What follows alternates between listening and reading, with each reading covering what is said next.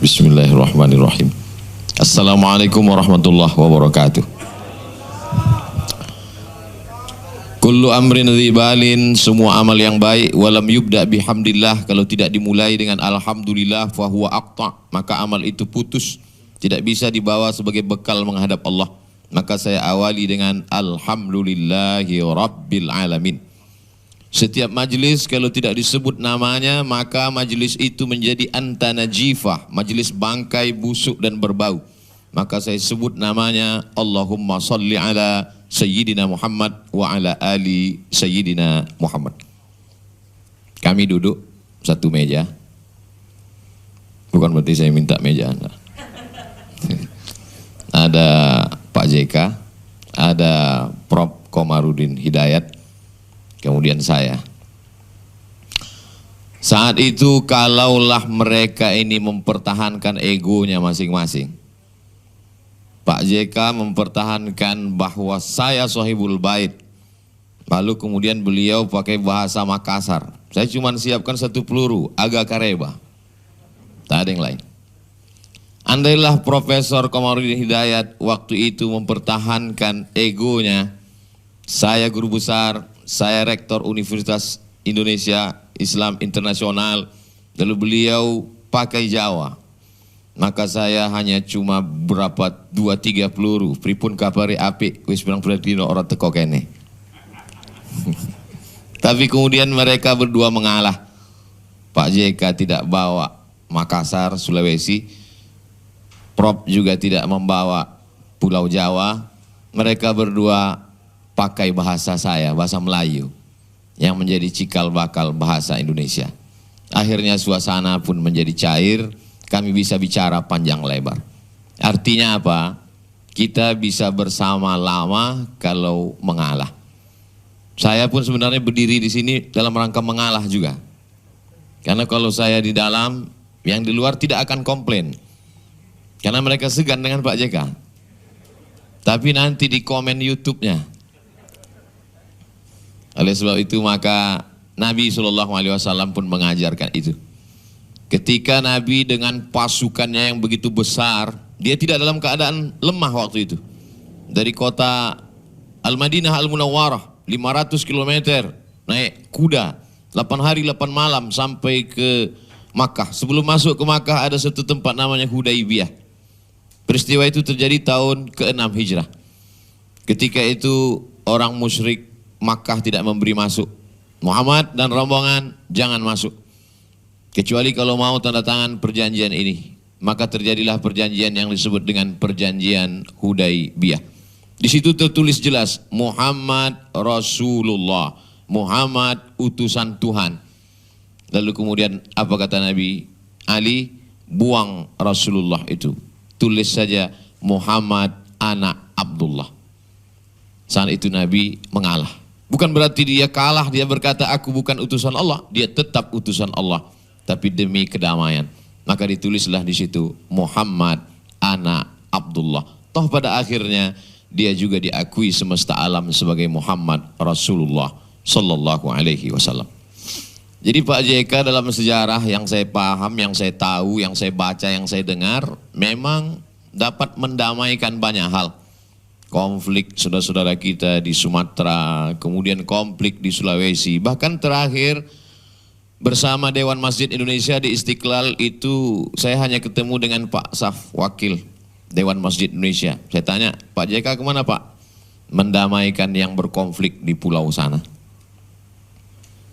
Tapi ketika kemarin acara webinar, saya tanya Pak JK, Bapak kan selalu bisa mendamaikan, ini bisa nggak didamaikan? Kata Pak JK nggak bisa. Kenapa? Karena COVID tidak bisa mau berdamai. Oleh sebab itu kitalah yang mengalah.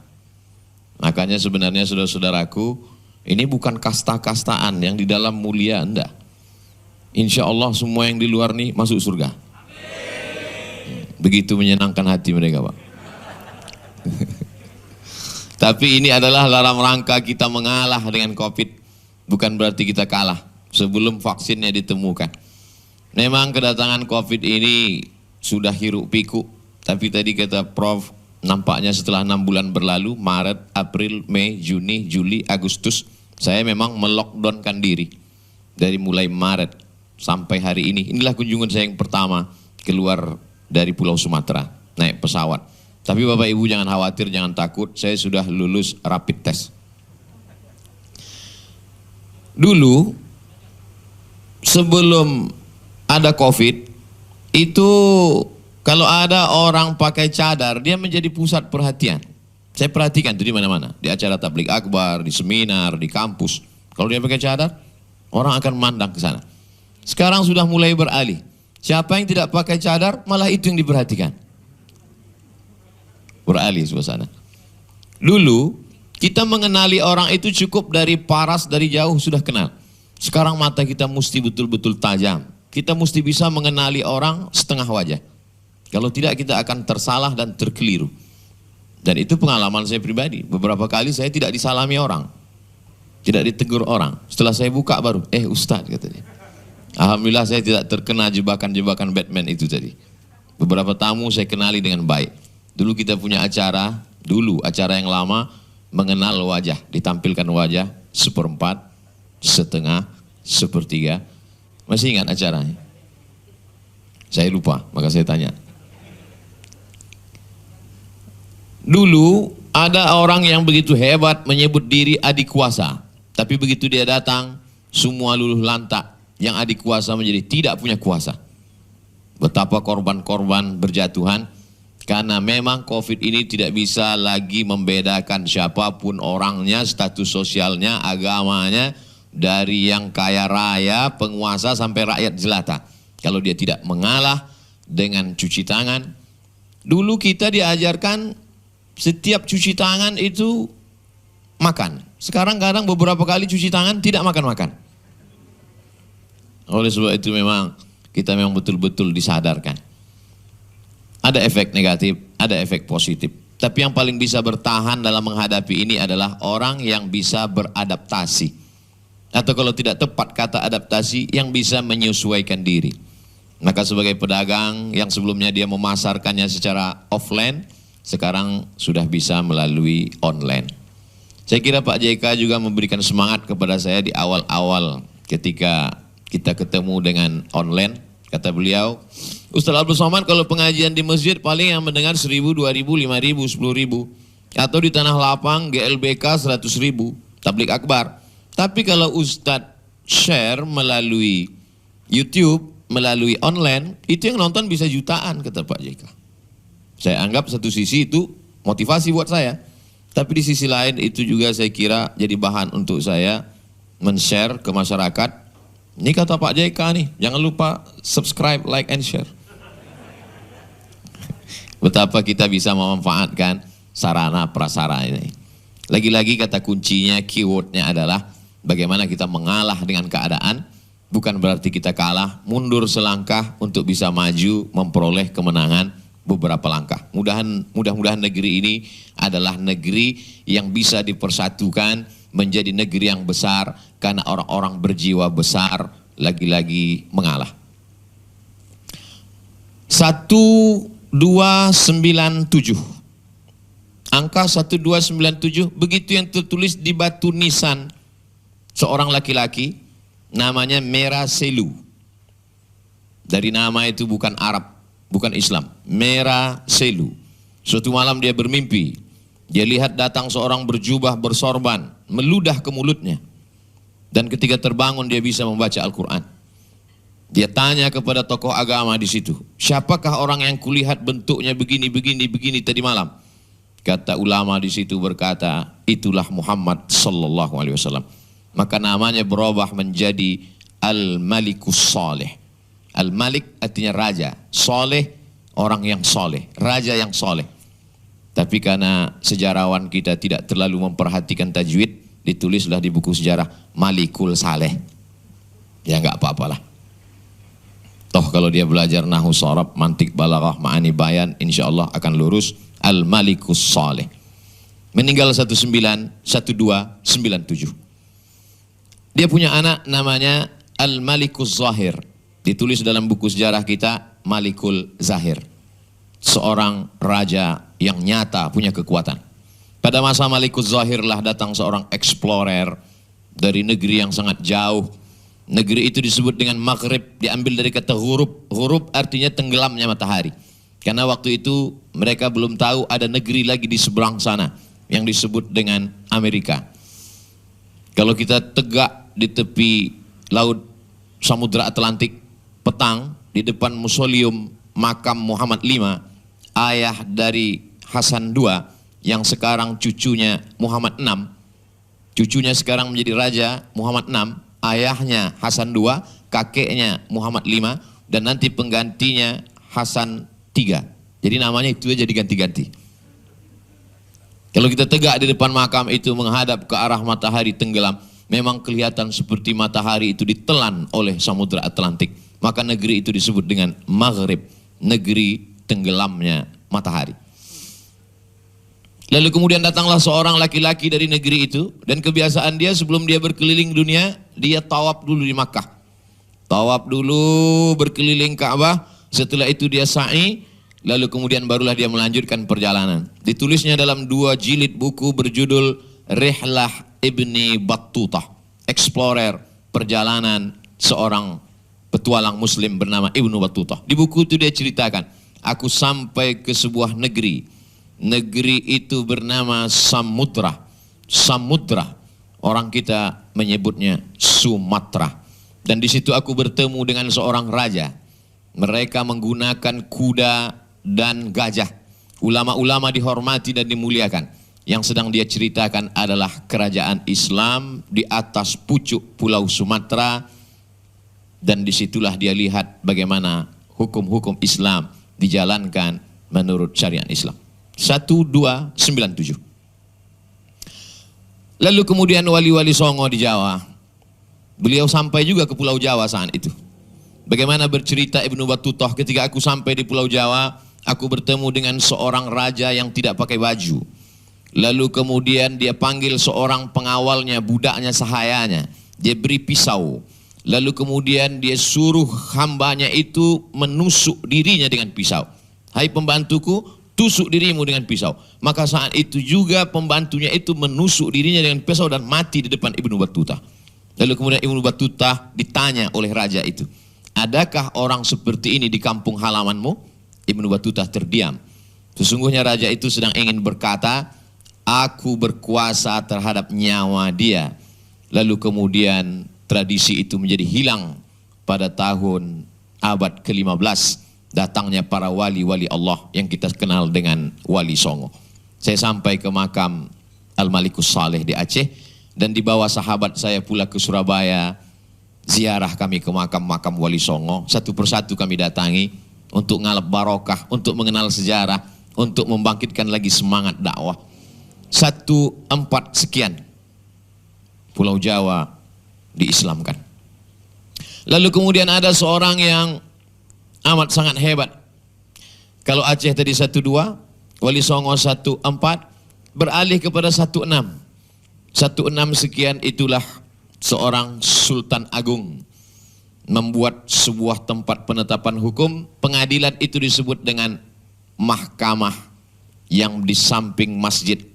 Masjid biasanya dibuat emperan, kita menyebutnya emperan, serambi. Kalau seorang arsitek itu mengerti hukum Islam, pasti masjid itu dia buat serambi. Kenapa? Karena menurut mazhab Syafi'i, maaf beribu, maaf ibu-ibu, perempuan yang dalam keadaan haid tidak dibenarkan masuk ke dalam masjid, maka dia duduk di serambi. Lalu kemudian setelah selesai sholat dibuatlah pengadilan di situ, maka mahkamahnya disebut dengan Mahkamah Pengadilan Serambi. Di serambi itulah ditetapkan dari mulai hukum ekonomi, politik, perselisihan, pertikaian, konflik dan berbagai macamnya. 16 sekian. Lalu kemudian sampailah 18, 12, 14, 16, 18. Belanda membuat KUHP, KUHD, Kitab Undang-Undang Hukum Pidana, Kitab Undang-Undang Hukum Perdata, Kitab Undang-Undang Hukum Dagang. Lalu kemudian hukum Islam dikebiri, dikerdilkan menjadi kecil saja, hanya terkait dengan hukum rumah tangga, harta warisan, dan kemudian tolak, rujuk, li'an, zihar, dan lain sebagainya yang terkait, yang dikenal dengan salah satu jurusan di Fakultas Syariah di UIN disebut dengan jurusan Ahwal Syakhsiyah, hukum terkait dengan hukum keluarga. Lalu kemudian sampailah pada kemerdekaan kita 17 Agustus 1945, raja-raja Melayu dari mulai atas, Aceh di atas, turun ke bawah, Langkat, sekarang masuk Sumatera Utara, turun ke bawah, Kerajaan Melayu Delhi Medan, puncaknya ibu kota Medan, Sumatera Utara, turun lagi ke bawah, Kerajaan Serdang, Asahan, berbatasan dengan Riau, sampailah ke tempat negeri kami di Riau, Siak Sri Indrapura, kemudian turun lagi ke bawah, Kerajaan Melayu Jambi, turun ke bawah, Merayu Palembang, sampailah semuanya, mereka semuanya menyerahkan kekuasaan. Khusus Riau pada tahun 1946, Sultan Salim Qasim II menemui Presiden Soekarno di Yogyakarta, kami berdaulat sebagai orang Melayu, menyatakan diri bagian dari negara kesatuan Republik Indonesia. Lagi-lagi kita bisa bersatu kalau kita mengalah. Apakah mereka menjadi pengkhianat agama dengan menyatu dengan Indonesia? Tidak, karena mereka yakin dan percaya bahwa menjalankan Islam tidak akan hilang dengan menyatu dengan Indonesia. Ketuhanan dengan menjalankan syariat Islam bagi pemeluknya.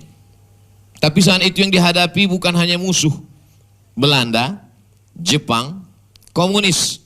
Tapi saudara-saudara kita di timur merasa ini kata-kata syariah ini mungkin karena ketidaktahuan, ketidakmengertian. Ketika A.A. Ramis ditanya, apakah saudara-saudara terganggu dengan kata syariat ini? Tidak, kata beliau. Karena beliau faham, beliau tahu bahwa syariat Islam ini kalau dijalankan hanya untuk orang Islam. Dan Islam ini tidak akan menganiaya saudara-saudaraku yang lain. Wa ma arsalnaka illa rahmatan, menjadi rahmat bagi semesta alam. Tapi kemudian demi untuk persatuan lagi-lagi mengalah. Maka datanglah para ulama menemui Hadratus Syekh Hasyim Asy'ari di Tebu Ireng. Karena kesana satu anak beliau, Hadratus Syekh Wahid Hasyim, merupakan salah satu perumusnya. Maka dimintalah pendapat kepada Mbah Hasyim waktu itu. Setelah beliau puasa sunat, beliau tahajud, beliau berdoa, lalu beliau katakan, tidak bertentangan antara ini dengan ajaran syariat Islam, maka finalnya adalah ketuhanan yang Maha Esa. Toh dengan ketuhanan yang Maha Esa pun kita tetap bisa menjalankan agama kita. 5 rukun Islam tidak akan terhalang, terkendala. Orang tidak dilarang untuk bersyahadat karena dijamin dengan Undang-Undang Dasar 1945 pasal 29 ayat 1 dan ayat 2. Lalu kemudian tentang keadilan, i'dilu huwa aqrabu littaqwa. Lalu kemudian tentang persatuan, wa'tasimu bihablillahi jami'an wa la tafarraqu, persatuan Indonesia. Lalu tentang musyawarah, wa amruhum syura bainahum, putuskanlah segala sesuatu dengan musyawarah. Lalu kemudian tentang keadilan sosial bagi seluruh rakyat Indonesia. Maka sesungguhnya nilai-nilai yang mengisi dari poin-poin itu adalah umat Islam. Lagi-lagi umat Islam yang mayoritas, karena kita berjiwa besar, maka kita bisa bersama sampai hari ini 17 Agustus 1945. Mungkin ada yang terlintas di pikirannya, ini peringatan 17 Agustus atau ke-53 tahun Pak JK dan Ibu. Saya datang ke rumah Pak JK, Ibu beserta anak cucu keluarga besar beliau adalah untuk bersilaturahim. Beberapa tahun yang lalu saya datang ke kediaman beliau ketika saya jadi khotib Jumat di Masjid Sunda Kelapa. Setelah itu kami berjalan pakai payung, diiringi hujan rintik-rintik sampai ke rumah beliau. Hari Jumat juga, tidak pernah kami setting. Waktu itu saya khutbah Jumat. Dan ini pula malam Jumat. Betapa pertemuan kita mungkin sudah tertulis di Lauhil Mahfuz. Karena tidak ada yang luput dari kuasa Allah Subhanahu wa Ta'ala. Yang pertama diciptakan Allah qalam. Allah bersumpah dalam Al-Quran demi qalam. Nun wal qalami wa ma yasturun. Lalu kemudian kata Allah, ya qalam uktub, tulislah. Maka tertulis di situ langkah, rezeki, pertemuan, maut. Sebagian wali-wali Allah bisa menilik, mengeker, meneropong, mengintip itu. Karena kasyaf. Dalam tasawuf kasyaf, tersingkapnya tirai. Saya tidak tahu apa yang ada di sebalik sana. Tapi begitu tirai disingkapkan kelihatan. Oleh sebab itu, kenapa Islam penyebarannya luar biasa di Nusantara? Karena ulama-ulama tasawuf bisa menggantikan posisi dukun, penasehat-penasehat raja-raja. Waktu itu raja-raja dinasihati oleh para dukun-dukun, ahli-ahli peramal-peramal, dengan persahabatan mereka dengan jin dan setan. Lalu kemudian ketika datang ulama, ulama menggantikan posisi itu, maka digantikanlah mantra-mantra dengan doa-doa, ramalan-ramalan digantikan dengan kasyaf mereka, karena munajat zikir mereka kepada Allah Subhanahu wa taala. Oleh sebab itu proses islamisasi kita tidak berdarah-darah, tidak dengan pedang, tapi dengan pendekatan local wisdom. Lagi-lagi ulama dulu. Kalaulah ulama dulu tidak mengalah, mereka mempertahankan, maka datanglah Sunan Kalijogo. Dia tidak bersorban, dia pakai belangkon. Lalu kemudian dia buatlah syair-syair. Dia tahu orang di Pulau Jawa suka lagu-lagu. Bahkan sampai sekarang pun kami di Pekanbaru selesai azan itu langsung saja sholat qabliyah. Tapi kalau saya di perkampungan saudara-saudara kita yang dari Pulau Jawa itu ada solawatan-solawatan. Karena kalau saya bawa rombongan jamaah sahabat-sahabat mereka nanya, itu apa tuh Pak Ustadz kok nyanyi-nyanyi? Itulah dakwah Wali Songo dulu. Mereka punya darah seni yang luar biasa. Mereka bisa robah itu solawat dengan lantunan-lantunan yang tidak pernah terdengar di Makkah, tidak ada di Madinah, tidak ada di Maroko, tidak ada di Mesir. Tapi kreasi mereka yang luar biasa. Salatullah, salamullah, ala taha rasulillah. Salatullah, salamullah, ala yasin habibillah. Tawassalna bismillah wa bil hadi rasulillah wa kulli mujahidin lillah bi ahlil badri ya Allah. Kalau diperhatikan irama itu, tak pernah telinga saya mendengar itu di Mesir, tidak pernah saya dengar itu di Maroko. Tapi kreasi mereka yang luar biasa, bisa mereka masukkan lokal sehingga menjadi sesuatu. Dan Islam tidak pernah melarang itu. Ada sebagian orang menyalahkan memasukkan irama itu ke dalam sholawat. Saya termasuk yang tidak mengerti, beda dengan Adinda Qori kita juara 1 internasional di Maroko. Kalau dikumpulkan orang semua di dunia ini, beliau juara 1. Andai ada musabaqah dunia akhirat mungkin juara 1 juga. Beliau mengerti ada yang indah. Ada sesuatu yang indah yang dimasukkan dalam Al-Quran. Ada namanya irama bayati, soba, sika, nahawan, jaharka, ras. Jadi Islam itu begitu lentur, begitu terbuka menerima hasil cipta karya karsa manusia. Lagi-lagi mengalah. Kalaulah tidak mengalah maka bunyi Fatihah itu seram sekali. Bismillahirrahmanirrahim. Alhamdulillahirrabbilalamin. Tapi begitu Ustadz Nur mengalah, dimasukkannya irama. Bismillahirrahmanirrahim. Alhamdulillahirrabbilalamin. Jangan samakan suara saya dengan beliau. Saudaraku yang dimuliakan Allah Subhanahu wa taala. Oleh sebab itu maka kedatangan Islam adalah dia tidak membuat kita merubah dari Melayu menjadi orang lain, jadi orang Makassar menjadi orang lain, dari orang Jawa menjadi orang lain. Dia hanya merubah kita dari menyembah pokok kayu, menyembah binatang, menyembah batu, kepada menyembah Allah Subhanahu wa taala. Dari hamba uang, hamba harta, hamba kuasa, hamba manusia menjadi hamba Allah. Saya tetaplah menjadi orang Melayu. Saya tetap pakai batik, saya tetap pakai peci. Tapi saya tidak menyalahkan saudara saya yang pakai jubah, yang pakai sarung, pakai apapun. Karena kita mengerti ada skala prioritas. Orang ketika baru belajar dia tidak bisa membedakan mana rukun, mana syarat, mana wajib, mana sunat. Akhirnya kacau balau.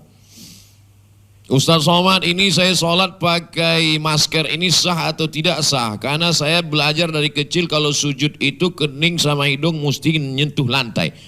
Nah, apakah menyentuhkan hidung ke lantai itu rukun, syarat, wajib? Tidak. Dia sunat, itu pun kalau mampu. Kita memang di Asia Tenggara agak sulit menempelkan hidung ke lantai ini. Karena jaraknya yang begitu jauh. Tapi kalau mampu, dari aspek kesehatan pun ternyata kalau kita lama bersujud itu apalagi sampai menarik napas, ternyata paru-paru kita sehat, baik. Bukan kata saya, kata dokter. Ini tak bisa saya jelaskan terlalu panjang lebar. Karena kata pepatah Arab, man takallama fi ghairi fa'nihi ata bil ajaib. Siapa yang ngomong bukan pada bidangnya, ngomongnya ajaib-ajaib. Oleh sebab itu kita menikmati sujud yang lama. Tapi bahwa kemudian pada saat ini kita pakai masker, tertutup hidung kita, tertutup mulut kita, maka dia bukan rukun, bukan syarat, bukan wajib. Begitu juga ketika berjarak sop kita. Apakah menempelkan kaki dengan kaki rapat itu rukun, syarat, dan wajib? Bukan. Kalau pada saat normal saja dia bukan syarat, bukan rukun, bukan wajib, maka sesungguhnya pada saat pandemi, pada saat penyebaran wabah, hanya saja menghadapi ini kan kadang orang bukan mencari kebenaran, tapi mengambil agama sebagai pembenaran. Kenapa kamu nggak ke masjid?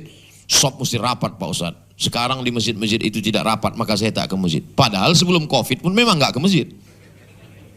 Oleh sebab itu maka disitulah diperlukan suatu ketulusan yang luar biasa. Jadi ada akal yang diciptakan Allah Subhanahu wa Ta'ala. Karena Al-Quran itu terbatas pada 30 juz. Hadis-hadis Nabi dalam Sahih Bukhari 7.275 hadis. Yang lebih besar daripada itu Musnad Ahmad bin Hanbal meninggal tahun 241 Hijrah. Tergantung cara menghitungnya, sebagian mengatakan 30.000 hadis. Kitab yang paling besar. 9 kitab hadis Ahlu Sunnah wa Jamaah, Sahih Bukhari, Sahih Muslim, Sunan Abi Daud, Sunan Tirmidzi, Sunan Nasai, Sunan Ibn Majah, Sunan Ad-Darimi, Musnad Ahmad bin Hanbal, Muwatta' Malik, di samping kitab-kitab yang lain. Maka sesungguhnya itu adalah teks. Kita bagaimana berinteraksi dengan teks. Karena kalau orang tidak memasukkan akal ke dalam memahami teks, wah itu sulit sekali. Dalam hadis ada disebut begini. Jangan kamu buang air kecil menghadap kiblat atau membelakangi kiblat. Jadi kalau buat WC, arsitek buat WC, jangan menghadap kiblat. Jangan membelakangi kiblat. Walakin syarriqu wa gharribu. Tapi menghadaplah kamu ke timur atau ke barat. Begitu bunyi hadisnya. Saya ulang sekali lagi. Buang air besar, buang air kecil, jangan menghadap kiblat.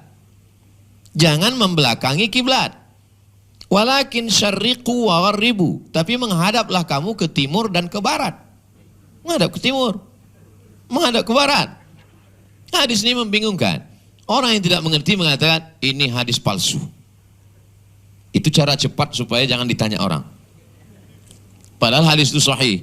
Tapi kalau digunakan akal agak sedikit saja. Sebetulnya konteks hadis itu kan di kota Madinah. Makkah selatan, Madinah utara. Maka jangan kamu menghadap ke selatan, jangan menghadap ke utara, tapi menghadaplah ke timur dan ke barat. Jadi konteks hadis itu di kota Madinah. Ketika dipakai untuk di Indonesia tidak sesuai, karena posisi kita berada bingung jamaah. Timur barat apa? Oleh sebab itu maka sesungguhnya Allah Ta'ala menciptakan satu alat untuk memahami teks. Kaifa nata'amal ma'an nas. Bagaimana kita berinteraksi dengan teks. Ma asfalal ka'baini finnar. Kain, jubah yang di bawah mata kaki masuk neraka. Dipahami ini secara teks, akhirnya nanti kalau ketemu sama orang lihat mata kaki semua.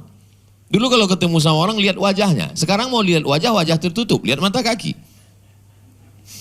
Padahal yang dimaksud Nabi SAW itu bukan tekstual, tapi kontekstualnya saat itu adalah memang jubah-jubahnya raja-raja Romawi, raja-raja Persia waktu itu di bawah mata kaki semua. Mereka kalau pakai jubah itu panjang sekali ke belakang dan mereka amat sangat bangga kalau jalan makin panjang jubahnya makin hebat, semua makin berdecak kagum.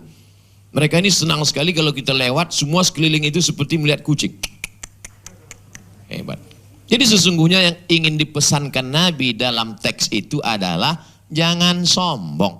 Makanya Abu Bakar datang melapor kepada Nabi SAW. Ya Rasulullah, ya saya ini kain saya, jubah saya lewat ke bawah gimana? Kata Nabi, anta lasta minal khuyala. Kamu kan gak sombong, jadi gak apa-apa kata Nabi SAW. Oleh sebab itu dikombinasikanlah antara hadis teks ini dengan pemahaman. Maka kata Imam Nawawi dalam kitab Syarah Sahih Muslim, Al-Minhaj Syarah Sahih Muslim Ibn Al-Hajjaj, dijelaskan juga oleh imam besar dalam kalangan mazhab, bahkan bukan mazhab Syafi'i, yaitu kitabnya Imam Asy-Syaukani, judulnya Nailul Autar.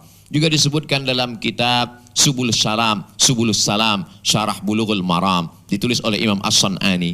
Dijelaskan juga oleh ulama besar Al-Azhar bernama Syekh Atiyah Saqar dalam kitab Fatawa Al-Azhar. Disebutkan juga oleh Syekh Yusuf Al-Qardawi dalam kitabnya Kaifana Ta'amal Ma'as Sunnah. Bagaimana kita berinteraksi dengan sunnah. Jadi tidak bisa kita pahami satu teks, lalu kemudian kita telan bulat-bulat, kita terjemahkan, maka akan lahirlah pemahaman-pemahaman secara tekstual yang akan menyesatkan, bahkan menimbulkan konflik.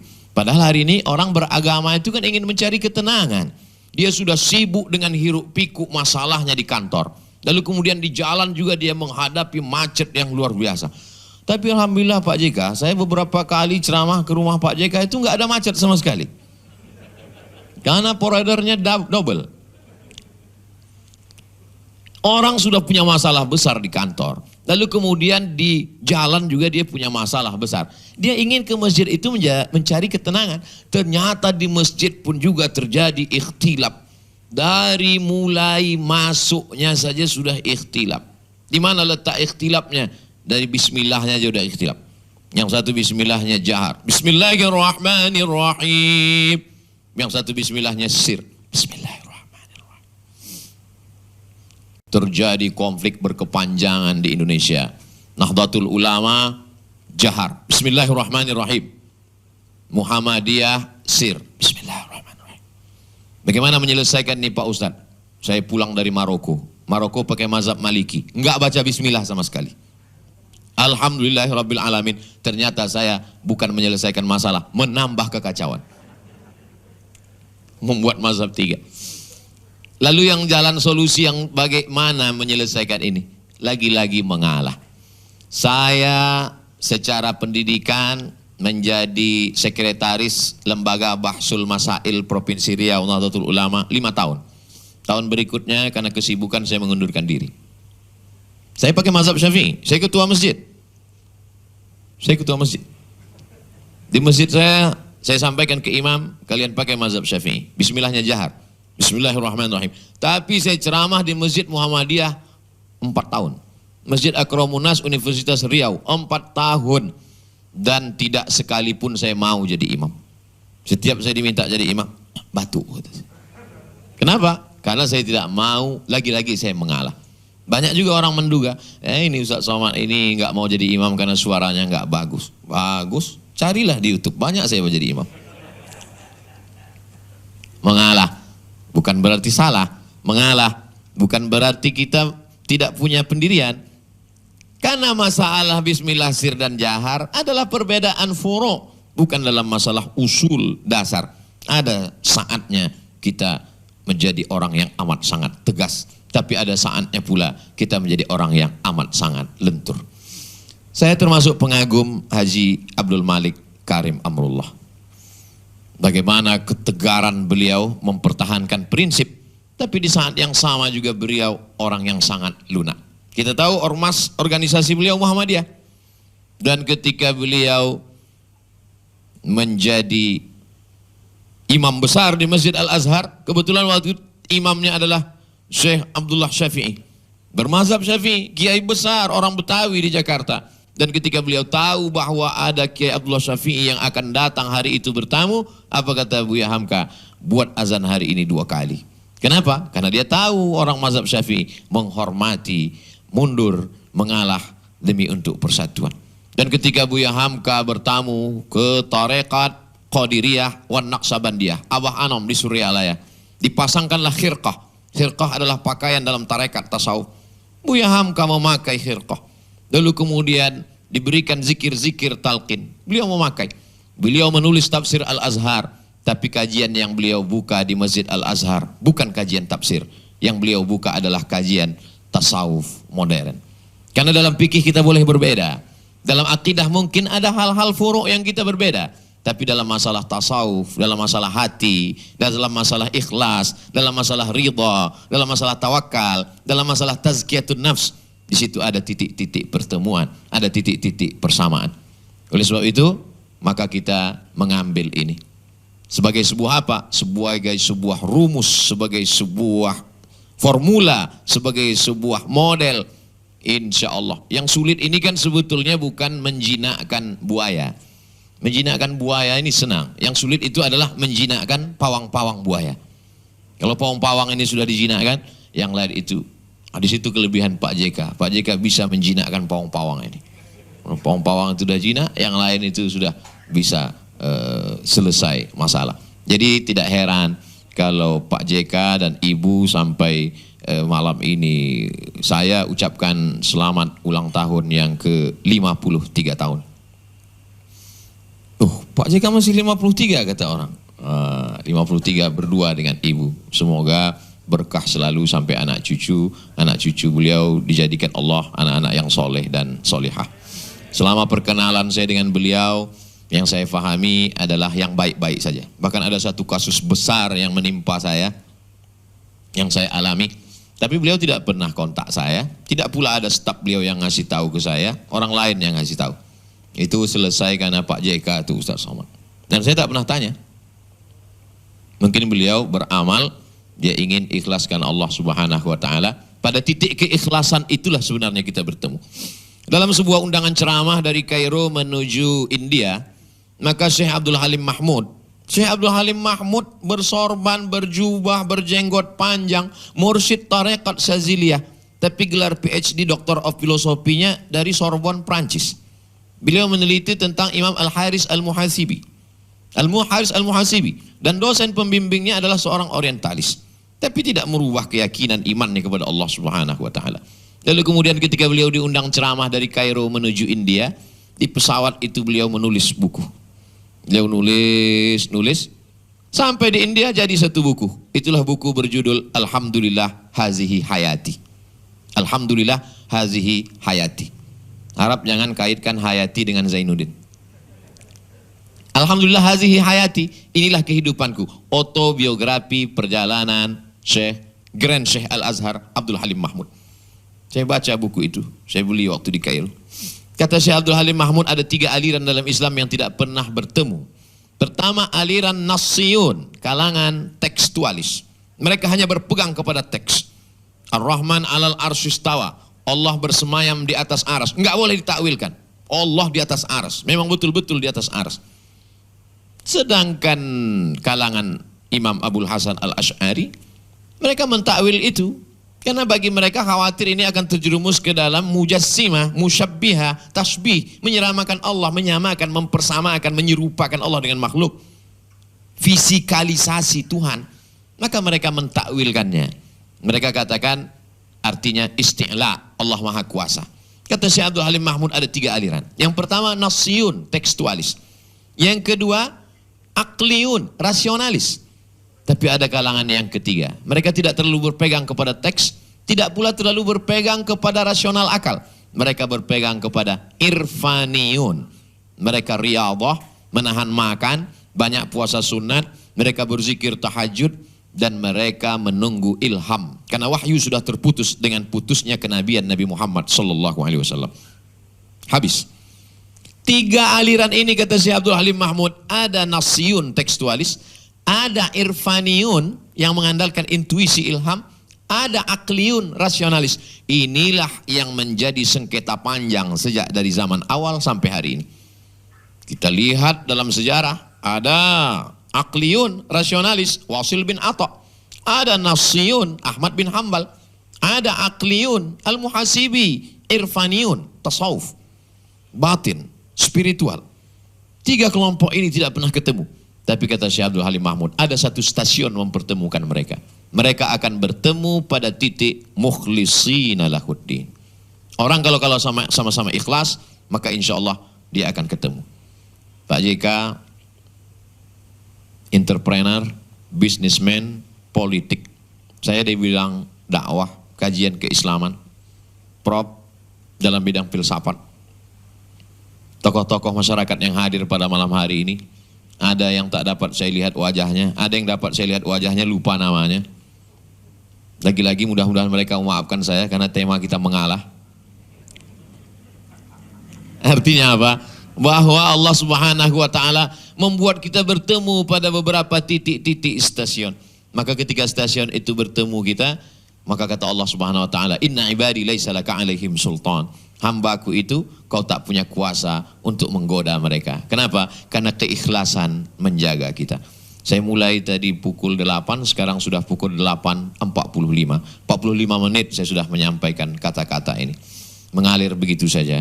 Kalau ada yang bertanya, apakah Ustadz rencanakan ini tadi? Tidak. Karena saya tahu datang malam ini silaturahim, ketemu, yang saya siapkan makannya. Tapi rupanya saya, Masya Allah, akan saya catat dalam biografi hidup saya. Ulang tahun Pak JK dan Ibu yang ke-53 tahun. Kebetulan saya sedang di Jakarta, habis lockdown PSBB panjang. Saya dipertemukan Allah, maka keberkahan luar biasa. Saya tidak menyampaikan nasihat, tidak menyampaikan tausiah, hanya bercerita saja. Kalau ada di antara Bapak Ibu melihat saya, kenapa tidak seperti di YouTube, kenapa cepat sekali, grogi di depan orang-orang besar malam ini.